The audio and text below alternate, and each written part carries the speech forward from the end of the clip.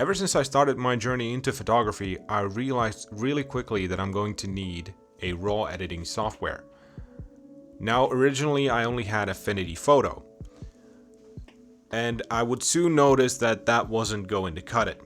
So I started searching, and I'm sure at this point some of you are already wondering, well, why not just use Adobe Lightroom like everybody else? Well, for one very simple reason, and that is that I hate Adobe's monetization practices. What is going on, guys? I am Lo-Fi, and today we will be looking at 9 different alternatives for Adobe Lightroom, both paid and free. Now, which programs, you might be wondering? Well, I'm glad you asked. There is Affinity Photo, Luminar, ACDC, DxO Photolab, Cyberlink PhotoDirector, Darktable, LightZone, Raw Therapy, and CaptureOne 21. I also wanted to include Exposure X7 on this list, but unfortunately I used up my trial and I couldn't get it working again. So sorry guys, but that is not on this list, even though it's a very good alternative. Now, how I'm going to be doing it is by editing this photo. That is a shot that I took recently when we got our first snow in Finland. And first I'm gonna edit the photo in Luminar, which has been my go-to editor for about 5 months now. Besides Luminar, I have also used Affinity Photo, but that has its own quirks that I'll get into later. The rest, the 7 other ones, I have not used before, and I will be using the other 8 software besides Luminar to try and get the same result that I'm able to get from Luminar. This should give us the best idea of the workflow for someone completely new to the software. I'm aware that some of these programs are very in-depth. I might not figure out the way to do something that is possible to be done in that software, but this is looking at it from the perspective of somebody completely new. And if the program is something that cannot be jumped into, then I'm not into that. So if you are a fan of one of these and I end up saying that it's not good, what I mean is that it's not good for me. Okay? It might be good for you, just not me. Let's get into it. Let's go have a look. So here we go. We've opened up Luminar and we're gonna use this as the baseline edit. So I'm gonna edit this photo the way I want to edit it, and I feel like it conveys what I'm trying to tell with the image and the way I like it. And then I'm gonna use the other programs to try to get as close to the same end result.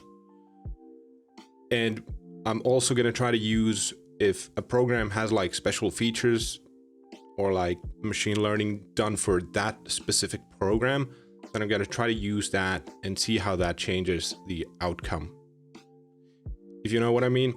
So what you're gonna see is me fast forwarding through the different programs, and then I'm gonna be talking over the footage. Okay? So let's get started. So I've been using Luminar for about 6 months now, and I wanted to get it because it wasn't that expensive. It was only like 75 or 80 euros at the time. Why I chose to go with Luminar to begin with was because I didn't really know too many alternatives for Lightroom, and the ones I could find, I didn't know much about any of them. So I actually ended up going with Luminar because I saw a few YouTubers recommend it and do like sponsored stuff for them. So I made the mistake of, trusting somebody else's endorsement, paid endorsement. And even though the software itself is fantastic. Well, the features are fantastic. But the things that make Luminar AI, well, Luminar AI is the, well, AI. And a lot of the AI features I don't actually use that much, and I don't need most of it.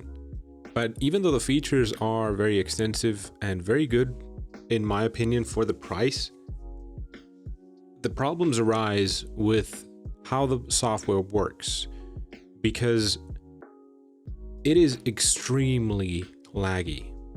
And I know I don't have the best rig in the world, but even with an i5 8600K overclocked and a GTX 1070 Ti overclocked with 16 gigs of DDR4, sometimes just opening a one raw image in the editor might take like 45 seconds or longer. Not to mention that exporting a single image can easily take up to 2 minutes. So if you're trying to do a longer edit or something like that, it is not good. And I've seen a lot of reports when I troubleshot this and looked online. A lot of people with even more powerful machines have the same issue. And Luminar's response to this is just simply, no, this is all you guys. You have too big of a library when people are saying that the problem's happening even with like 6 images in their library. Or just, well, have you tried turning it off and turning it on again? And then when they say that, yeah, of course I have, they just never reply again. Or they say that, well, the new Luminar Neo is coming out and that's going to be blazing fast. And that just seems to be their whole MO. That they promise a lot out of a program, and then people see that the program is buggy and it doesn't work as it should. So instead of fixing that one, Luminar just makes a completely new one and tells you to go buy that one. So that's why I can't stand using Luminar anymore. Okay, and that's the last of the edit. This is what I chose to go with this time. You might like it, you might not, but this is the way I just chose to go with this time. So this is what we're going to be trying to get to with the other programs. So how we're going to go from here is that you're going to see me try to repeat the process with the different programs. So let's just hop into the next one. Affinity Photo is the original for me because I owned Affinity Photo for a long time before I even got into photography. And even though it has a raw editor, as you can see here, the features in the raw editor itself are extremely limited. You can do a little bit of split toning, clarity, saturation, exposure, white balance. That's about it. But after that, if you want to do anything as simple as HSL, you have to develop the raw image into a JPEG, and then you're stuck editing a JPEG. And you can't go back and do the raw edits or modify or change the raw edits afterwards.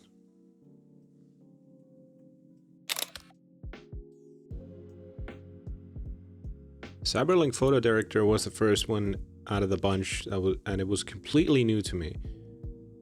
And what I do like is that it has a very extensive suite of adjustments. And I really felt that I could go even further than I ever could with Luminar in regards to the edits that I could do, the things that I can adjust. And there would be a lot more learning with this than with anything I ever had to learn with Luminar. The UI was rather clear. You could pretty easily find anything that you needed to find. It had a lot of good features, and the workflow was pretty functional. This definitely seemed like a proper contender for a proper editor for me. It had a lot of stuff. The lens correction that I got was a little weird. I didn't feel like it did a good job, but the rest of it worked very well. What I also liked was the fact that you have a lot of different features in the guided tab. And besides that, when you're done and you have your photo the way you want it, you can just simply hop into the edit tab, and then you get your whole layer functionality, which seems like a very good idea. I mean, it seems like that could come handy very easily.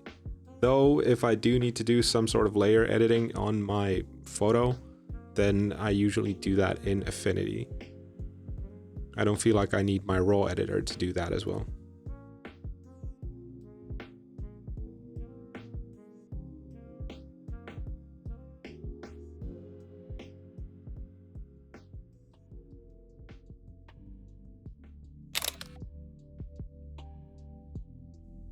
ACDC was definitely a positive experience.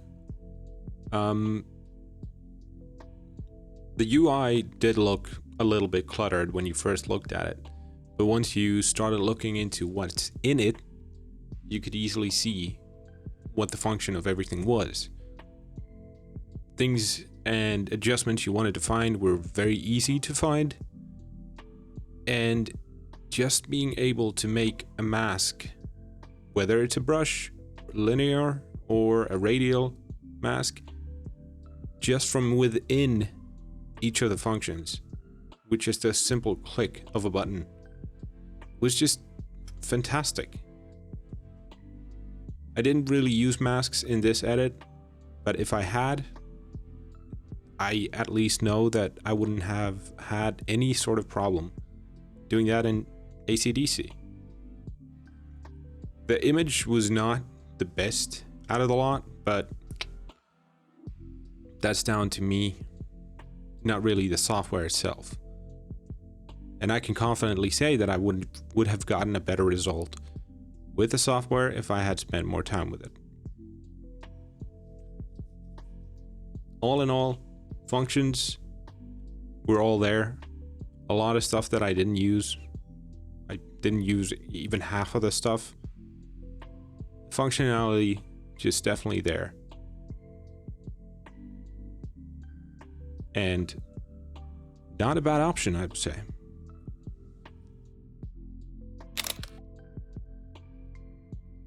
Out of the lot, DxO might have been my favorite UI-wise.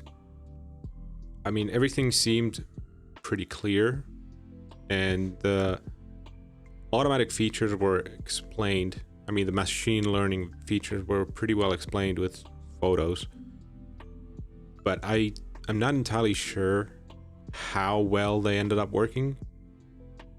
I did get it pretty close to where I wanted, and the DxO as well as the CaptureOne and the ACDC and Cyberlink were pretty close to each other in terms of, well, how much I liked the end result. The only weird thing about DxO was the fact that split toning was weirdly inaccessible.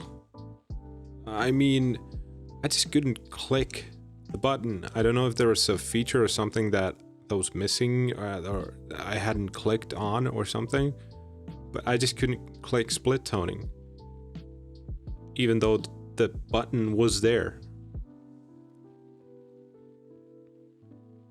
But in the end, like I said, the colors turned out pretty well, and DxO was a definitely good surprise.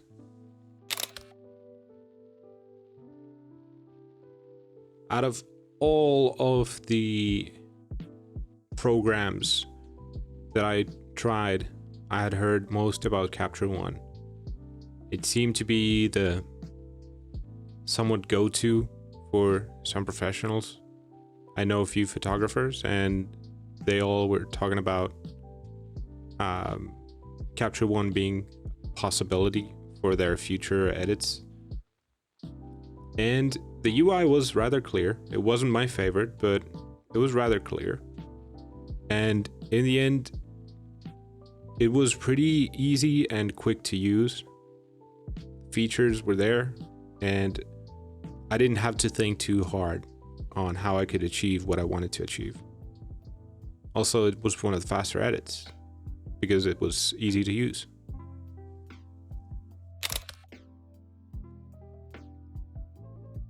The first of the free ones, LightZone.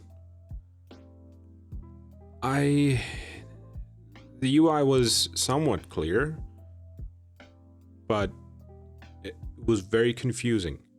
Just turning on an editing feature like shadow and highlight adjustments, already turning on the feature caused my colors to change, which was just stupid. And there was no easy way to do HSL adjustments, so this UI was horrible and the functionality was just not there.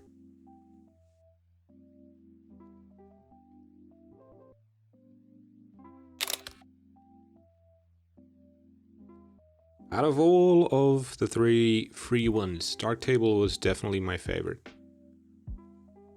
The UI was rather simple, give or take. The modularity type of UI was pretty okay, but like I saw a common theme regarding the UIs on the free softwares, and that is that I guess UI design is why editing software costs so much, or costs in general, because the free software UIs were awful. Finding the HSL in any of the three was a pain in the ass. It was not a clear-cut thing. And I know there's a lot of stuff you can adjust with Darktable. I'm not saying that. I'm just saying that this software requires a lot more learning than any of the paid ones that you can just pick up and start using. This, I felt like I needed a whole course to learn how to use. But still, the best out of the free ones. The end result, I was pretty happy with.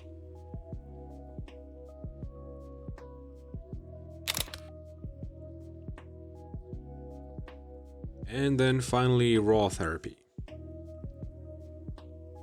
The last of the free ones, and between LightZone and this, I really can't decide which one I dislike more. Again, you just go around and you click on things on and off to enable that adjustment, but some of them don't even seem to do anything. The sharpening that you got in raw therapy was terrible. The quality was just bad. Once again, like with the other two, HSL adjustments were bad, to say the least. Unclear, one could also say. Split toning was pretty simple to do, except it just didn't seem to work. Like with most of the features in raw therapy, it just seemed to go from a 0 to 100 with just like 1/100th of an adjustment on the slider. It seemed like every single slider had been made to such an extreme that in the last 25% of any slider was just, you can completely destroy this image this way or that way, and then what you want to find is like a 1 millimeter part somewhere in the middle area. Just not a good experience.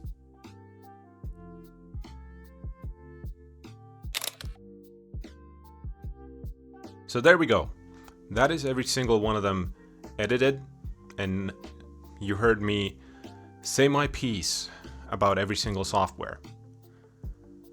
I am a little bummed out about the free ones, and I want to reiterate, it might be possible to do the things that I was not able to do in Raw Therapy, Darktable, and LightZone. But the point of this was looking at it from somebody who's completely new to the piece of software. How easy it is to get into it.